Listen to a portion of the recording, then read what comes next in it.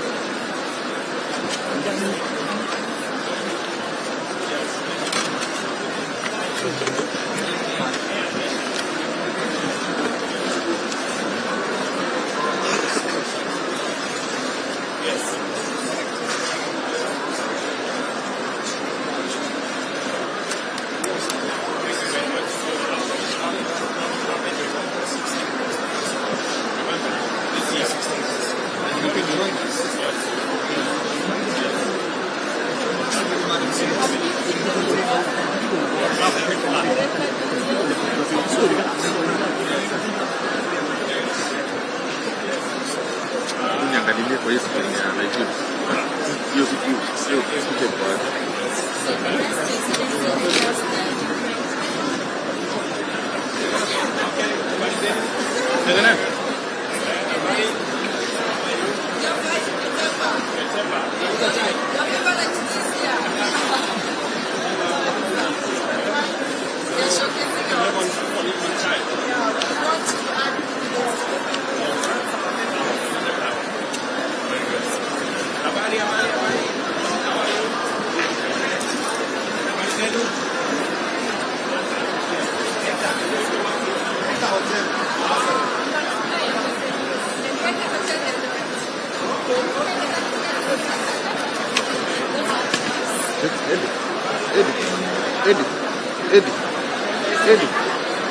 Ika fulani kidogo jisikuwa nimekuja.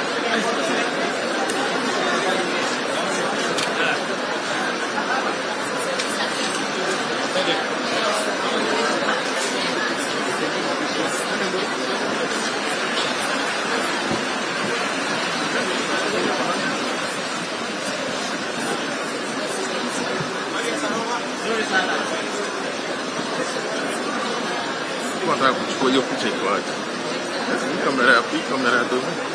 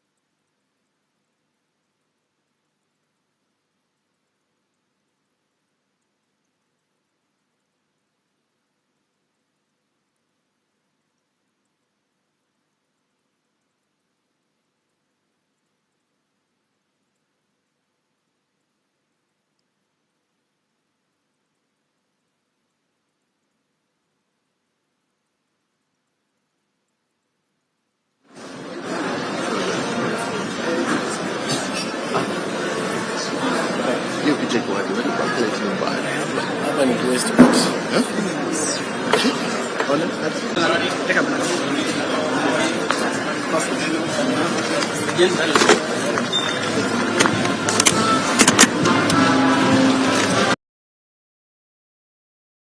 Time to come. This is the real deal.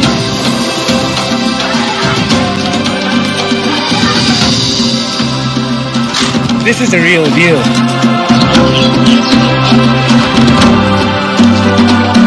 This is the real deal.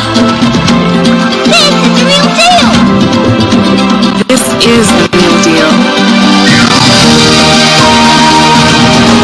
is the real deal.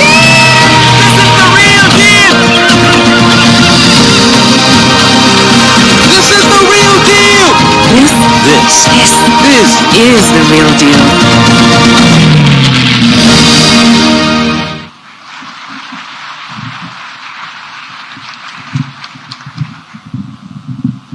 And maybe a question to all Kenyans. Is that Kenya? Is that Kenya? Have you seen Kenya that way? Turn to your neighbor and tell them this is the real deal.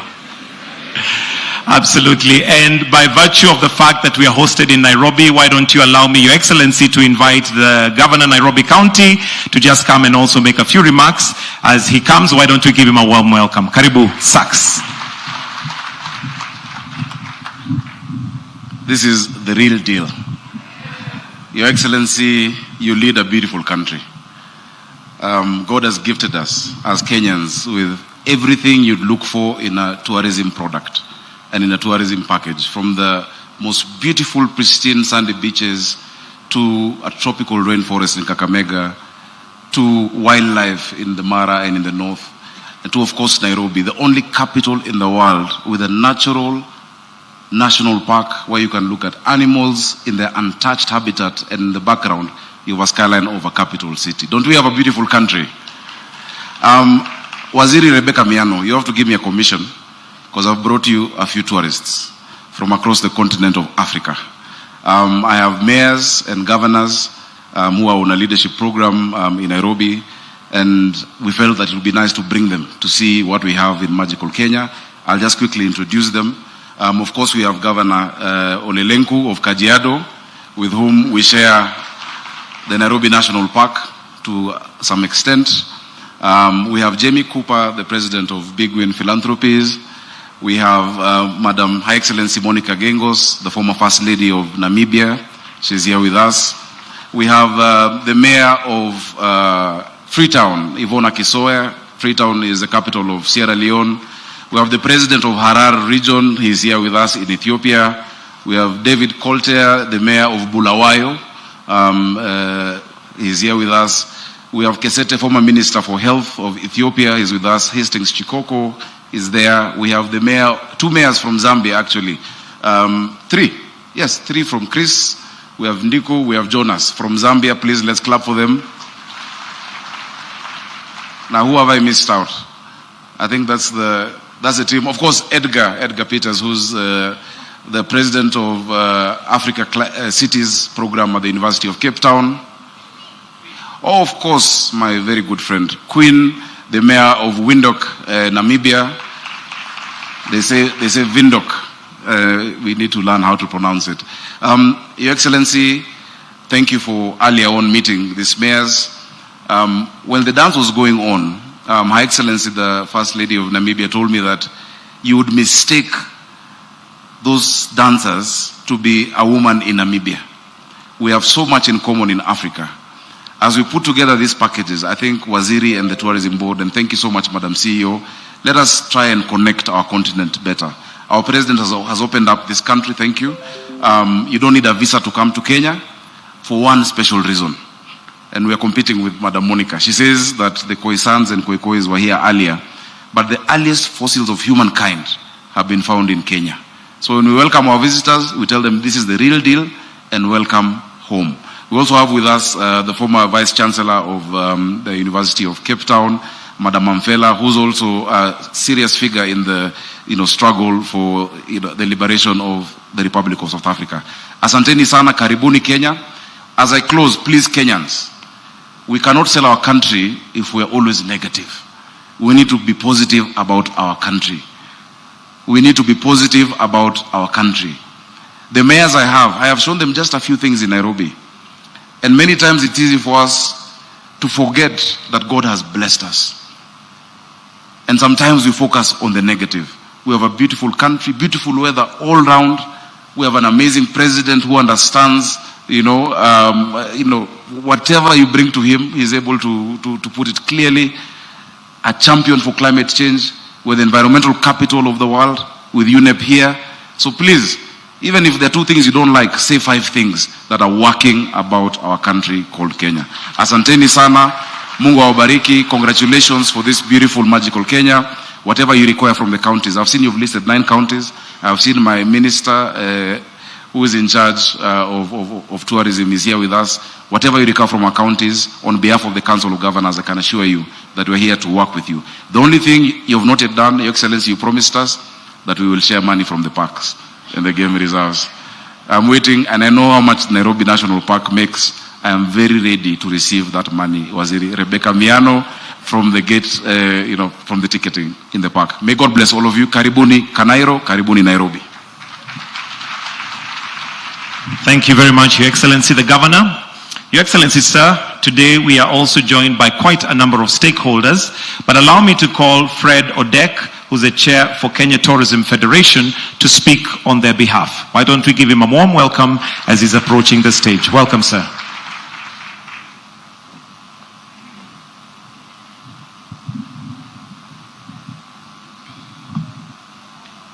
Good afternoon.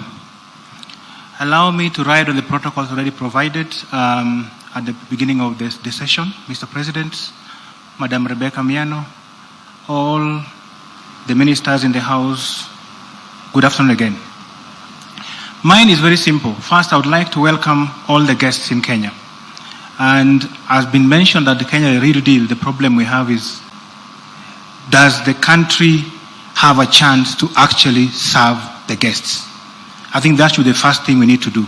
We need to use the people already on the ground in Kenya to be our first ambassadors to market the country.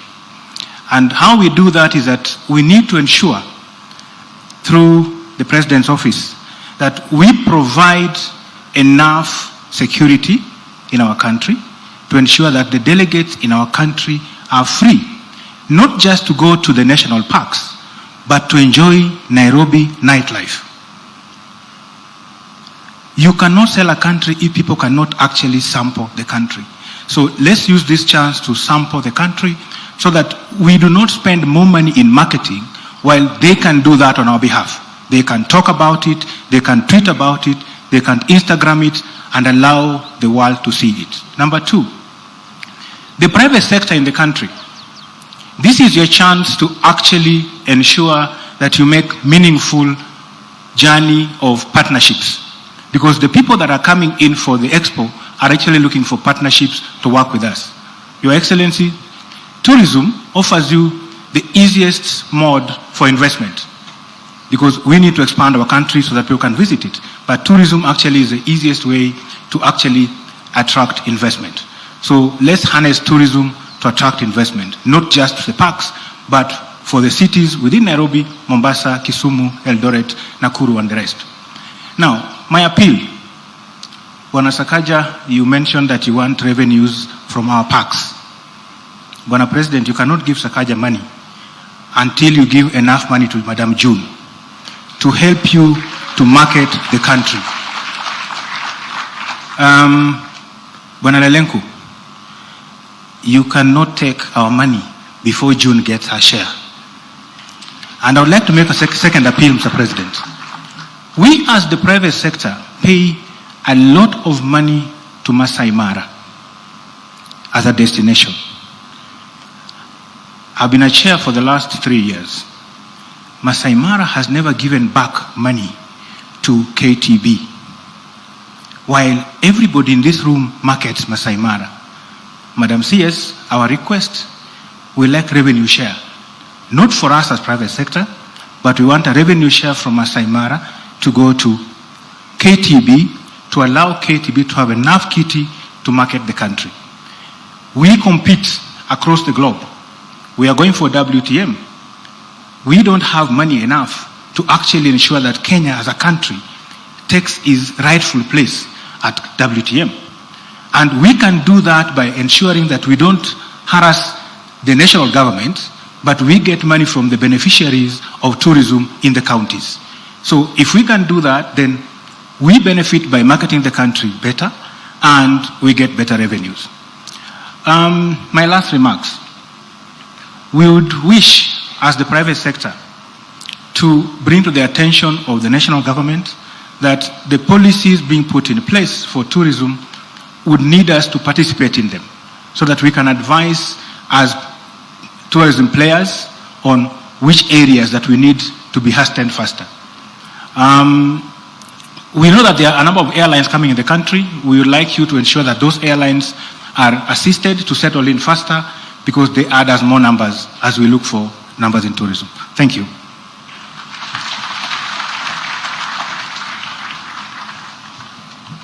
Thank you very much, sir.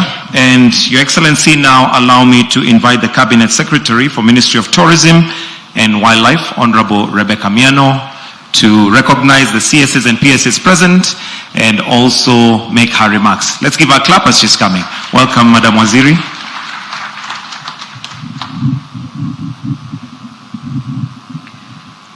Your Excellency, the President, before I say anything, allow me to invite the Chairman of the National Assembly Committee on Tourism and Wildlife to introduce the members for 1 minute.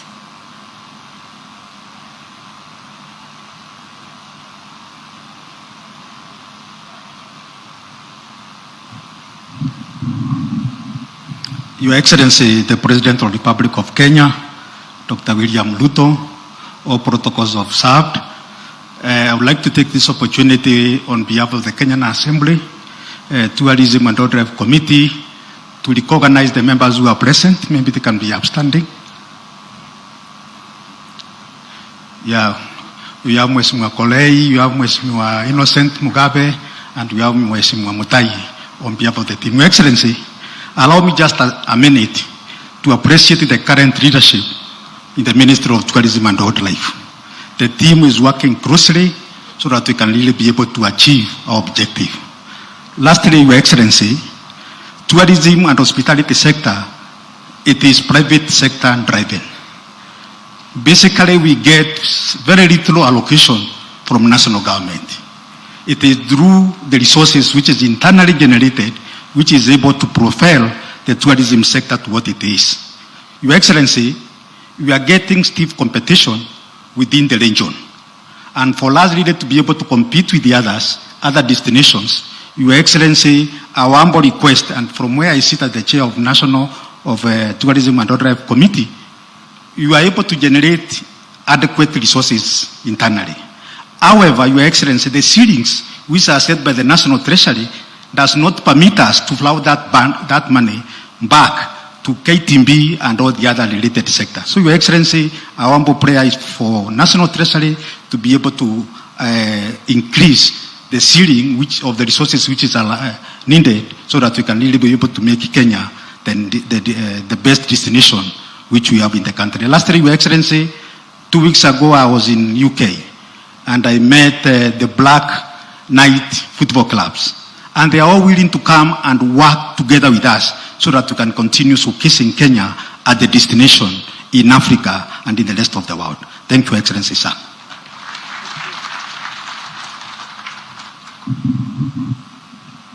Thank you, Your Excellency. Allow me also to introduce my cabinet colleagues who have joined us today, starting with the CS for Investment, Trade and Industry, Salim Mvuria.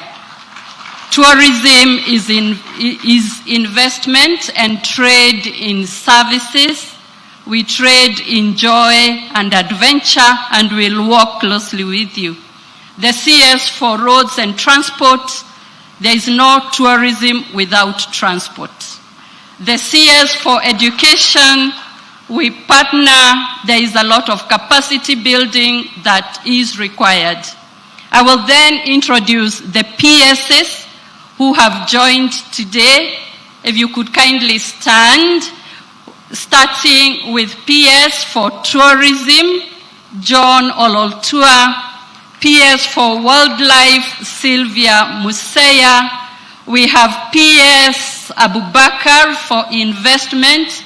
We have PS for Cooperative, Mr. Kilemi. We have the Solicitor General, Shadrach Mose. We have Umi for Culture. We have PS Kaituko. We have PS for Correctional Services, Biako. And finally, PS for Transport, for Roads, Engineer Joseph Mbugua. I will then introduce all the chairmen of the agencies that are here, not by name, but they can all stand. We recognize them, starting with the chair of KTB. They are all here, plus your board members. Kindly stand, and the CEOs present, and all government officials who have attended today. You're welcome, Your Excellency. The whole country is here. Thank you very much. Your Excellency, I want to thank you very much for the valuable time you have set aside to join us today, a testament that you really value the tourism sector. We thank you for your guidance and for the leadership. Today marks a historical moment in our industry as we gather here to reimagine how to promote Destination Kenya. Your Excellency, we intend to double our numbers, and we have a whole strategy that we've taken you through. We are working on diversifying the products, increasing safety and security, digitizing, among others. And we are grateful that this is a starting moment. We want to assure you, Your Excellency, that we will not tire until we have a fully thriving tourism sector. With those few remarks, ladies and gentlemen, join me. We stand in welcoming His Excellency the President. Mr. President.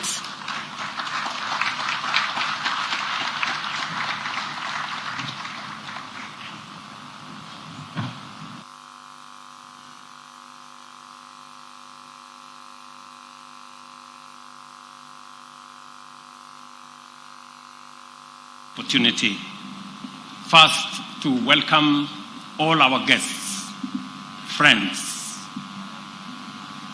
partners from different parts of the world and from different parts of our continent to Nairobi and to Kenya. I am delighted to welcome you to this very important event today, and to our visitors from abroad, welcome to Nairobi, our vibrant, modern, and diverse capital city that embodies the spirit of Kenya. As the governor of the city has said, this is a city that doesn't sleep, and you will experience the rich hospitality and dynamic culture that Lonely Planet recognized when it named Nairobi the world's top city in its Best in Travel 2024 rankings. If you are looking for the city that Lonely Planet said is the best top city in the year 2024, I want to inform you that you are in Nairobi, and that is where it is. Kenya, as we all know and has been said ably, is the cradle of humanity, with a wealth of archaeological evidence identifying the East African savanna as the site where our earliest ancestors lived. Specifically, the Lake Turkana Basin in northern Kenya is where some of the earliest human remains were discovered. We proudly embrace this heritage, welcoming you back to humanity's first home. As the Turkana people would say, Tobongu Lore, it also means welcome home, karibu nyumbani. It is with great pride that I welcome all of you on behalf of the people of Kenya, and I want to urge you to explore, connect, and celebrate. Today marks the official opening of this year's edition of the Magical Kenya Tourism Expo, a critical event, especially as it takes place against the backdrop of a resurgent tourism sector. The name Magical Kenya reflects our status as a premier global tourism destination, and the Expo serves as a top platform for stakeholders to showcase our country's unique offerings to the whole world. Tourism is fundamental to Kenya's economy, contributing significantly to employment, foreign exchange, infrastructure development, and hospitality growth. By the end of 2023, Kenya welcomed over 2 million visitors, generating Kenya shillings 350 billion in revenue, a clear indicator of our global appeal. On target is to attract 5 million visitors annually by 2027. Achieving this requires concerted efforts from all players in the sector to position Kenya as a must-visit destination. That 5 million is attainable. I'm informed by the Ministry of Tourism, and Rebecca has given me her undertaking, that by the end of this year, we will have received the highest tourists in Kenya's history at 2.5 million tourists. Rebecca, I will be waiting and counting. And by 2027, as I have said, we want to have 5 million tourists. And that is the reason why we need to expand our airport. We need to expand our facilities.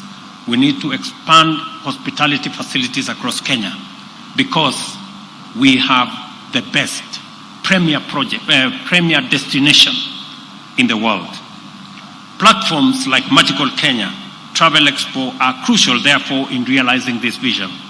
For 14 years, the Expo has provided a reliable platform for B2B meetings, connecting African tourism leaders with global buyers and offering local exhibitors cost-effective promotion and networking opportunities, therefore enabling Kenyan business, even at the counties, to partner with important actors in the international market. And I'm happy that in our presence we have leaders of counties, governors, we have different stakeholders from different counties, and we are privileged to host mayors from other cities in our continent as we project Africa, Kenya in the middle of it, as a destination for visiting by tourists globally. For its part, the government is supporting the sector to achieve its full potential by implementing a number of key interventions. In infrastructure development, we are investing heavily in upgrading transport networks in key tourism areas such as the Coast, Masai Mara, and Northern Kenya. The recent opening of the Dongo Kundu Road has enhanced coastal tourism by easing travel, and road expansion projects are ongoing to connect Mombasa, Diani, Malindi, and other coastal cities. In the hospitality sector, we have streamlined business operations to attract investments, offering incentives and enabling environment to support private investment in diverse accommodations, from luxury resorts to eco-friendly lodges and budget hotels. The recent launch of JW Marriott Hotel in Nairobi highlights Kenya's potential to attract top hospitality brands, creating new job opportunities for Kenyans and creating a better environment and better facilities for our visitors. Our comprehensive development strategy for the tourism industry also caters for cultural diversification and cultural preservation. Our incredible diversity, with over 40 distinct cultures, offers visitors a chance to immerse themselves in our rich cultural heritage. Cultural tourism not only boosts economic growth, but also serves as a medium to preserve heritage and strengthen global ties. From vibrant pastoralist traditions to ancient coastal cultures, our cultural diversity enhances Kenya's global appeal. This is closely intertwined with Kenya's unique identity as the home of human origins, and therefore the first home of humanity. To actualize this identity, we have implemented a visa-free policy, making it easy for us to welcome people from every part of the world, both tourists and business travelers, to visit Kenya, and for all our visitors to come home without any difficulty. You all agree that it will not be fair to ask anybody going home for a visa. Because if you're coming to Kenya and you're coming home, it's only fair that you come home without any hindrances or requirements of travel documents. To actualize, in this respect, I am pleased to announce yet another milestone of introduction of digital nomad work permit, specifically designed to welcome global digital professionals, allowing them to live and work in Kenya while enjoying the country's natural beauty and high-quality lifestyle. Kenya can be your home, where you and your family can experience the wonders of magical Kenya every day, all while serving clients from anywhere in the world on your digital platform. And it is the reason why we are expanding our fiber optic footprint across Kenya, so that from any part of Kenya, you can work because you will be connected. Additionally, we are introducing a transit and long connection travelers electronic travel authorization. Again, another milestone, which enables transit visitors to step out of the airport and explore the beauty of their home away from home. It will now be possible for travelers who have 12 hours, instead of spending it at the airport, they can step out, they can come and enjoy a meal in the city, they can go to the national park, they can see our wildlife, they can visit our national museum and be able to travel back. And that visa arrangement is being rolled out to make sure that we have additional numbers of people visiting our country. Travelers at the Jomo Kenyatta International Airport with time between connections, therefore, will now be able to immerse themselves in magical Kenya instead of waiting at terminals. As you go about your various engagements in this expo, I would like to share a few highlights from my personal Kenya bucket list, experiences that I believe will give you a window into the essence of magical Kenya. Number one, explore the Lake Turkana Basin, the site of some of the earliest human remains set against the backdrop of majestic Jet Sea, earning Kenya its reputation as the home of human origins. Discover the secrets behind Kenya's dominance in long-distance running by experiencing the legendary atmosphere of Iten. If you are lucky, you may even run alongside champions like Eliud Kipchoge, Faith Kipyegon, and many of the people you see running in the Olympics and winning. And you will understand why Kenya is known as the home of great marathoners.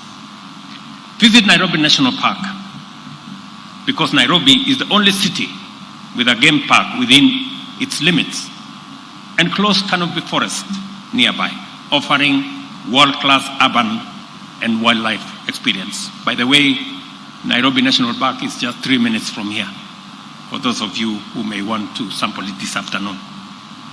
You could also choose to scale Mount Kenya, Africa's second highest peak or trek, the Trans-Rift Trail in Kerio Valley. From the pristine white sands of our coastline to the dramatic escarpments of the Rift Valley, Kenya is a land of scenic wonders, truly the home of breathtaking landscapes and thrilling adventures. explore the rich culture that fuses along Kenya's coastline, where centuries of trade have shaped a heritage that has profoundly influenced global civilization. Embrace ecotourism by visiting community-run conservancies, where wildlife conservation is intertwined with local culture, supporting sustainable tourism. Or you may choose to savor our global renowned Kenyan tea, coffee, and fresh produce directly from our agricultural heartlands, while supporting local farmers and experiencing farm-to-table authenticity. You could also opt to experience Kenya's iconic wildlife in its renowned national parks, from the spectacular Great Migration in the Masai Mara to the majestic elephants of the Amboseli. Take advantage of Kenya's high-speed internet, mobile money systems, and innovation hubs that connect the Silicon Savannah to the global tech scene, making it ideal for travelers, digital nomads, and innovators alike. You could also choose to explore the dynamic business and leisure opportunities in cities like Nairobi, Mombasa, Kisumu, Nakuru, Eldoret, which are driving Kenya's rapid urbanization and growth. There are just a few things, and these are just some of the experiences that make Kenya truly extraordinary. I invite you to explore, connect with our people, and celebrate everything that makes Kenya a top global destination.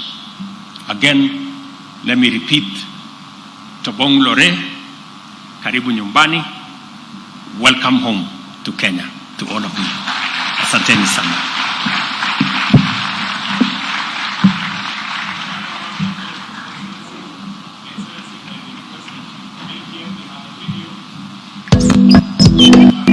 That His Excellency has articulated, which is known as the bucket list. Kindly, let's take our seats. Please, let's take our seats. And these are must-see places in Kenya known as the bucket list. Discover, experience, and explore pure cultural immersion in Kenya. A home of human origins with a cultural fabric that boasts over 40 unique tribes spread across the country. The home of breathtaking landscapes and thrilling adventures with over 30 towns and lakes, diverse flora and fauna, and an unparalleled sense of accomplishment. Come and discover authentic ecotourism, where community and conservation come together. Kenya, the home of great marathoners, where human potential knows no bounds. The vibrant capital city life of Nairobi that is home to a world-class wildlife park. Experience authentic farm-to-table in the coffee and tea plantations and the beautiful flower farms. Discover the Silicon Savannah and innovation hubs that have a thriving technological ecosystem, fostering digital innovation and entrepreneurship. The home of Swahili, where culture and trade are seamlessly married. The home of vibrant cities. The home of the original safari, where you can discover Kenya's iconic safaris from Samburu to Amboseli, Laikipia and the Great Mara. Come discover Kenya, where every experience tells a story. Round of applause. That's the bucket list. So, Your Excellency, if I may request another round of applause, please, for the bucket list. Must-see places for Kenya. At this point, Your Excellency, I'll request that you be presented with a gift by the Chair, KTB, Kenya Tourism Board. There is a gift to be presented, and may I request that to flank, we have the CS Tourism, we have the PS Tourism and PS Wildlife together with the CEO KTB, to just come and flank as His Excellency receives that gift from the KTB board. Let's also prepare for photo number 2, where we have Fred Kaigwa, Nicanor Sabula, Mike Masharia, Philip Kibet, Julius Owino, Liz Aluvanze, to be pleased coming forward.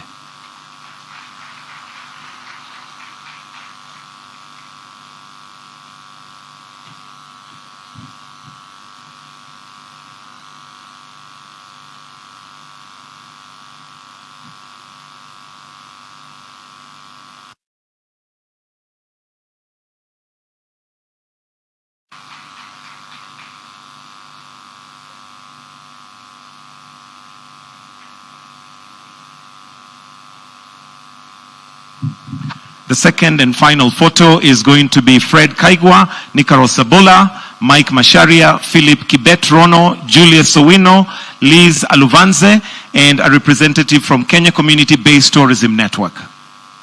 Okay, the photo is taken, so if I may request His Excellency, maybe we can take the first step, and we have another group behind.